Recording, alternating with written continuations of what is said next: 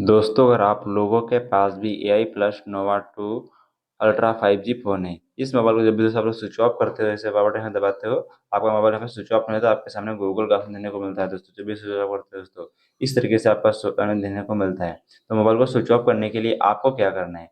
Mobile को switch off करने के लिए पहले अपने मोबाइल की सेटिंग यहाँ से ओपन कर लेना है।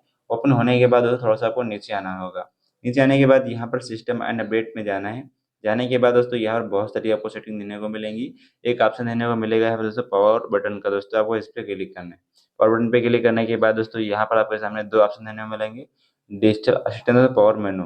दोस्तों डिजिटल लगा रहेगा, आपको पावर मेनू पे क्लिक कर देना है। यहाँ पर जब भी मोबाइल स्विच ऑफ दोस्तों करोगे, यहाँ पावर आप दोस्तों रिस्टार्ट, सब पावर ऑफ मोबाइल रिस्टार्ट दोस्तों होने लगेगा। दोस्तों इस तरीके से आप लोग अपने मोबाइल में पावर ऑफ रिस्टार्ट दोस्तों कर सकते हो। और आप लोगों को दोस्तों वीडियो अच्छा लगा हो तो वीडियो को लाइक कीजिएगा और चैनल को सब्सक्राइब जरूर कीजिएगा। मिलते हैं किसी नए वीडियो में नए टॉपिक के साथ।